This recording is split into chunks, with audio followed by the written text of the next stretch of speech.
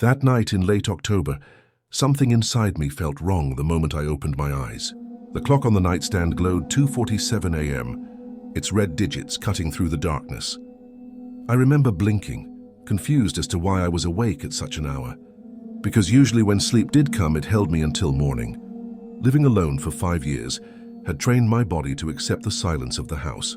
There were no interruptions, no sounds of someone shifting in bed beside me, no whispered goodnight, no gentle touch on my shoulder when I tossed in my sleep. Since Sarah died, the nights had been still, cold, and empty. That emptiness had been unbearable at first, but eventually I adjusted to it. At least I thought I did. But on that night, something disturbed the quiet. Something so subtle yet so terrifying that it felt like my entire body instantly recognized the danger before my brain could catch up. The bed moved, just slightly, as though the mattress dipped with weight. For a moment I froze, too afraid to even breathe, listening carefully in the dark. Then I heard it, soft, steady breathing right beside me. My first thought, stupid and impossible as it was that Sarah had come back. Not in the way people mean when they dream of their loved ones, but physically, literally. My heart pounded so hard I thought my chest would burst. Slowly, carefully, I turned my head toward the sound. In the faint glow of moonlight slipping through the curtains, I could see the outline of a body. A woman's figure lay facing away from me, her long hair spilling across the pillow, her form rising and falling with each quiet breath. For half a second, my heart leapt, telling me it was her, it had to be her. I reached out instinctively, my hand trembling above the sheets. But then reality snapped back. Sarah had been dead for 5 years. I had buried her. I had seen her body. I had watched as her casket was lowered into the ground. There was no possible way she could be here in our bed lying next to me. The realization made me sit up instantly. I fumbled for the lamp on the nightstand, fingers shaking so badly I almost knocked it over before finally clicking it on. A harsh yellow glow filled the room, and my breath caught in my throat. The bed was empty. The outline of the woman was gone. The pillow beside me lay flat, untouched, as if no one had lain there in years. Yet the impression of weight still lingered in my mind. And for some reason, the blanket on that side looked slightly wrinkled, like someone had indeed just moved away from it. My rational mind went into overdrive. I told myself I must have been dreaming, caught in that strange state between sleep and wakefulness, where the brain still conjures images. Maybe I had imagined the breathing. Maybe my ears picked up some random sound outside the house and filled in the blanks with memory. Yes, memory, because that shape, that figure I thought I saw, it wasn't just anyone. It was her, even in the half-shadow. The curve of the hair, the slope of the shoulder, it was Sarah. I sat on the edge of the bed for what felt like an eternity, clutching my chest as if holding my heart in place would calm it down. The silence of the house returned, but now it felt different. It wasn't comforting anymore. It was too quiet, like the silence was deliberate, waiting for me to react. I got up, checked the door.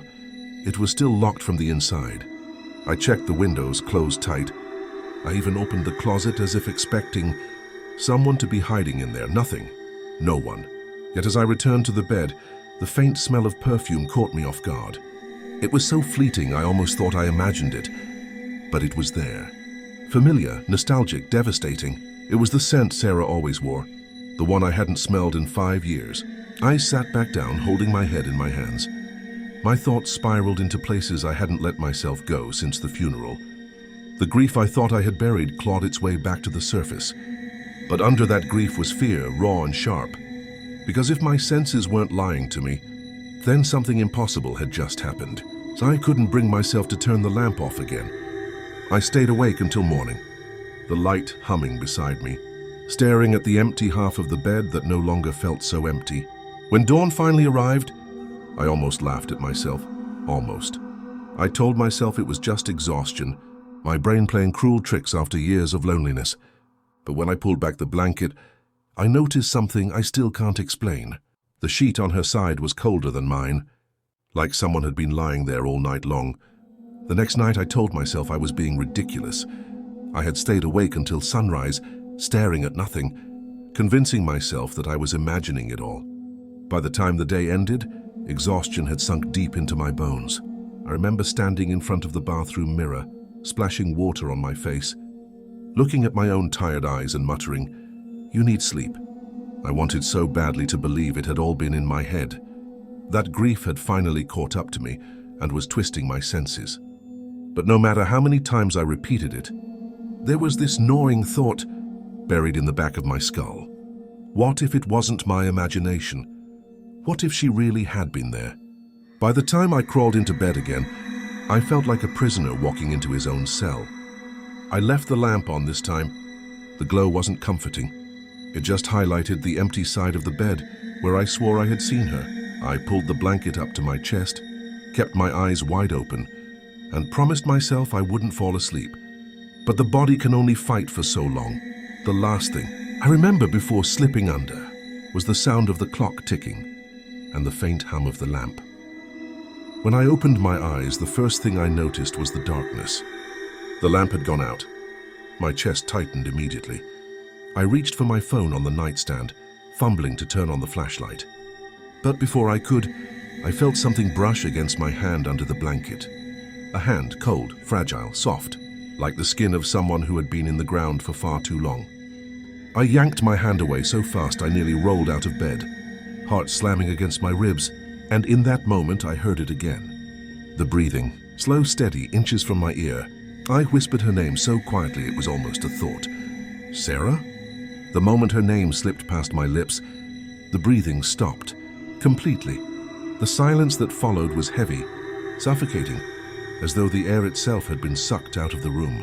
I stayed frozen, clutching the blanket like a terrified child. Then, without warning, the mattress dipped. Deeper this time, like someone had shifted closer to me. I couldn't help it. I turned my head. The moonlight that had slipped through the window last night seemed brighter now, illuminating just enough of the bed to reveal what I had been dreading. A woman was lying there. She wasn't turned away this time. She was facing me. Her hair clung to her face in wet strands, her skin pale as if drained of blood, and the eyes, God, the eyes were wrong. Too dark, bottomless, like looking into an abyss. But the face was hers. It was Sarah. My throat went dry, every muscle screaming at me to run, but I couldn't move. I was trapped in the weight of her gaze.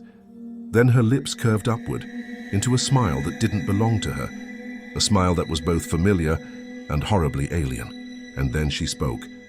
Her voice was soft, almost tender, but it carried something sharp beneath it, like broken glass hidden in silk. "Why did you leave me there?" My blood ran cold. The words echoed inside my skull because I knew exactly what she meant. The night she died, the night of the accident, she had called me. She had begged me to pick her up because she was afraid. She told me she thought someone was following her. I told her I was too tired. I told her she was imagining things, and that I'd see her when she got home. But she never made it home. And now here she was, lying next to me, asking the question I had tried to bury for 5 years. I couldn't answer. My lips moved, but no sound came out. My chest heaved as though something pressed down on it, and then in a blink she was gone. The bed was empty again. The lamp flickered back on by itself, buzzing faintly. I sat there drenched in sweat, shaking uncontrollably, staring at the cold side of the bed where seconds earlier she had been. I didn't sleep for the rest of the night. The next morning I thought maybe I was losing my mind. Grief can twist reality. Sleep deprivation can cause hallucinations. I kept telling myself these things like a mantra. But then I noticed something that ripped those excuses to shreds. On the pillow where her head had rested there was hair. Not mine, I've been bald for years. Long strands of black hair. Sarah's hair. I picked them up with trembling hands, staring at them under the light. My stomach twisting into knots. They were real. Not a dream. Not a trick. Real. That was the moment denial died. Something had crossed over into my world. Something wearing her face. Whether it was Sarah or not, I didn't know. All I knew was that she had come back and she wasn't leaving. That night, I did everything to avoid going into the bedroom. I stayed up late in the living room, the TV droning on with some meaningless show. But every time I closed my eyes, I felt it, the pull of the bedroom, the weight of the bed calling me back. By midnight, exhaustion won. I forced myself into the room, turned every light on, locked the door, and crawled into bed. I told myself, If she comes again, it's just my guilt, it's just a dream. But at 3 a.m., when the lights flickered out again, I knew it was neither guilt nor dream. The sound came first, the creak of the mattress as weight pressed into it. Then the cold seeping under the blanket into my skin. And finally, the smell. Damp earth, like fresh soil after rain. I turned my head slowly, already knowing what I would see. She was there, lying beside me, hair spilling over her face, her eyes locked onto mine. This time she didn't speak. She just smiled, and I felt something inside me snap, because that smile wasn't Sarah's at all. It was something else, something cruel. I stopped pretending after that night. I stopped telling myself I was just dreaming, that it was my imagination, or that my grief had finally cracked my mind in two. Because when I woke up the next morning, it wasn't only the memory of her face that haunted me. It was the proof she left behind. The sheets on her side of the bed were damp, cold and smelling faintly of wet dirt, the same scent that had been in the room when she appeared. For minutes I just stood there staring at it, my mind running in circles. There was no way to explain it. The windows were locked. The door had been locked from the inside. There was no one else in the house but me, and yet someone or something had been lying next to me. Something that looked like Sarah, something that knew the words. She spoke to me before she died. The days that followed turned into a blur of exhaustion. I stopped sleeping in the bedroom altogether, choosing instead to collapse on the couch in the living room, the TV flickering all night just to drown out the silence. But even there I couldn't escape her. More than once I woke up to the sound of soft footsteps moving across the wooden floor above me. At first, I thought it was the neighbors or maybe just the house settling. But then I realized the sound was always the same. Slow, steady, measured, like someone pacing back and forth across the bedroom I had abandoned. When I finally worked up the courage to go upstairs in the morning, I found something that nearly broke me. Muddy footprints on the floorboards, small and bare, leading from the door to the side of the bed where she used to sleep. I remember following them slowly, each step feeling heavier than the last, my skin crawling as though I was being watched. When I reached the bed, I froze. The footprints ended right at the edge of the mattress, but the door was still locked. There was no exit, no way anyone could have walked in or out. She had been there, inside, in a room that should have been sealed. The realization made my stomach twist into knots. I had tried to escape by avoiding the bedroom, but she had found a way to remind me she was still there waiting. It became worse the more I resisted. Every night I spent on the couch, something would happen. Sometimes it was the sound of the floor creaking above me. Sometimes it was the faint smell of gasoline filling the air, sharp and nauseating, a smell that pulled me back to the wreckage of her car. One night I woke to see her silhouette standing at the top of the stairs, motionless, just watching. By the time I blinked, she was gone, but the shadow of her presence lingered like a stain. I began to dig into the night she died, desperate for answers. I pulled out the accident report I had shoved into a drawer years ago, hands shaking as I read it over and over. It said she lost control of the car on a winding stretch of road, that the vehicle went off into a ditch and burst into flames. They ruled it an accident, but something in her final phone call to me never stopped echoing. She had told me someone was following her, that she didn't feel safe, that she needed me. I told her I was too tired, that she should just drive home. That decision, that moment of carelessness, was the last thing she heard from me. Now when she came back at night, it wasn't just as my wife. It was as something else. Something that wanted me to feel what she felt when she died. The haunting escalated. One night, after days without proper sleep, I felt myself drifting off on the couch when the air in the room grew icy cold.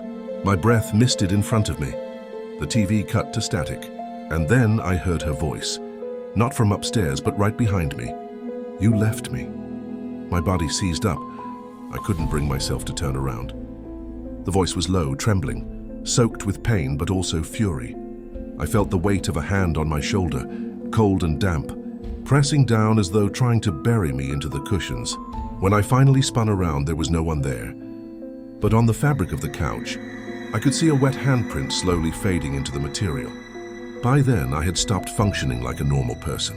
Friends called worried, but I ignored them. I couldn't explain this without sounding insane. I couldn't even explain it to myself. The only thing I knew was that she wasn't leaving. Each night brought something new. The faint sound of whispering in the walls, the outline of her figure reflected in the dark screen of the television. Long strands of black hair appearing on my clothes, my pillow, even my bathroom sink. I would throw them away only to find more the next day. It was as if she was reminding me, piece by piece, that she was everywhere I turned. One morning I woke up to the smell of smoke. My throat burned as I bolted upright, convinced the house was on fire. But when I ran through the rooms, there was no fire, no smoke, nothing. Just the faint charred scent lingering like a memory. When I returned to the living room, I froze. The couch where I'd been sleeping had a dark scorch mark burned into the fabric, shaped like the outline of a body lying next to me. My skin went cold. She hadn't only followed me into my sleep, she had touched the real world, leaving her presence behind in blackened proof. That night I sat in the dark, unable to move, unable to think, waiting for her to come again. And when she did, when the house fell silent and the cold swept in, I realized something I'd been too afraid to admit. Whatever was lying in that bed, whatever left footprints on the floor and whispers in the walls, it wasn't really Sarah anymore. It wore her face, her voice, her hair, but beneath it was something else, something darker, something that had come back not for love but for retribution. I thought I had reached my limit. I thought after weeks of her haunting me, of sleepless nights and burned sheets and voices whispering in the dark, there was nothing left she could do to scare me more. But I was wrong. What came next was worse than everything before. It began on a night that felt heavier than the others, as if the air itself was waiting. I hadn't stepped foot in the bedroom in days, maybe weeks, but that night something pulled me upstairs. My legs moved before my brain decided, and before I realized it, I was standing in the doorway, staring into the room that had once been ours. The bed was neatly made, exactly how I had left it, but the smell hit me immediately. Gasoline, strong, sharp, overwhelming. My eyes watered as I stepped inside, the floorboards creaking beneath my weight. Then I heard it, breathing. Not next to me this time, but everywhere, surrounding me, filling the room with the sound of lungs dragging in air that shouldn't exist. My body froze, heart pounding so hard I thought it might stop. Slowly I turned toward the bed, and that's when I saw her. Sarah. But not Sarah. She was lying there as though she had never left, her body twisted in a grotesque imitation of rest. Her skin was gray, mottled with burns, her dress singed and torn. Patches of her hair were clumped together, as if soaked in water or oil, and her eyes, those same black, bottomless eyes, locked on mine. She moved then slowly, unnaturally, like her bones didn't fit together the way they used to. She pushed herself upright and sat on the edge of the bed, her head tilting in a way no living neck could tilt, and she smiled at me with cracked lips. I wanted to run, but my legs wouldn't obey. I wanted to scream, but the sound caught in my throat. She stood and began walking toward me, each step leaving a wet, dark print on the floorboards, and with every step, the smell of gasoline grew stronger. My eyes burned. My throat closed. I stumbled back against the door, fumbling with the handle, but it wouldn't turn. It was locked, though I had never locked it. She stopped just inches away, close enough that I could see the charred edges of her skin, the way her fingers twitched like broken sticks. And then she spoke again, her voice no longer soft but low, guttural, filled with something that wasn't hers. "You left me to burn." Her words shook the air, rattled the walls, and with them came a rush of heat. The room grew hotter, suffocating, and behind her the bed ignited. Flames erupted across the sheets, spreading fast, but the fire didn't consume her. It wrapped around her body like a shroud, dancing along her figure without leaving ash. I felt the heat blister my skin as I raised my arms to shield my face. Her hand shot out, gripping my wrist, and it was so cold it burned. She pulled me close, her face inches from mine, her rotted breath filling my lungs. I tried to break free, but her grip was iron, her nails digging into my skin until I bled. "You didn't come for me," she hissed. "So I came for you." The flames roared higher, smoke filling the room, but somehow I could still see her perfectly. Her face twisted into something monstrous, her mouth stretching too wide, her teeth blackened and jagged. She forced me backward, pinning me to the wall, her weight unnatural, crushing. My vision blurred as I gasped for air. For a moment I thought this was it, that she would drag me into the same fire that had taken her, that she had returned not for closure but for vengeance, and she wasn't going to leave until she took me with her. I don't know how long it lasted. Seconds, minutes, it all blurred into one endless moment of terror. But suddenly I blacked out. When I woke, the room was quiet. The bed was untouched. No fire, no smoke, no burns. Only me lying on the floor, drenched in sweat, gasping like I had just surfaced from drowning. My wrist ached, and when I looked at it, my stomach turned. Deep scratches, 4 parallel lines, cut into my skin where she had gripped me. Real, tangible proof. Since then, I don't go into the bedroom anymore. I sleep on the couch, though sleep isn't the right word. I close my eyes for minutes at a time, always waiting, always listening. Sometimes I hear her footsteps upstairs, pacing slowly back and forth. Sometimes I wake to find the couch soaked in that same smell of earth, or strands of her hair scattered across my chest. Once I woke to feel weight pressing down on me, pinning me in place. But when I opened my eyes, there was nothing there. Nothing but the faint echo of her voice whispering in my ear, "Don't forget me." And that's the worst part. I can't forget her. Not the woman she was, not the thing she's become. She has woven herself into every shadow of this house, every breath of the night, every flicker of darkness. People talk about grief as if it's something you carry. But for me, grief came back to life. It climbed into my bed, it followed me through the rooms. It smiled with my wife's broken mouth and asked me why I let her die.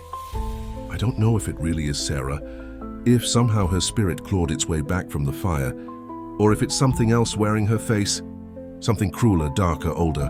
All I know is that when I lie awake at night, staring at the ceiling, I hear her. The creak of the stairs, the brush of fabric against the floor, the slow intake of breath beside me when I know no one else is here.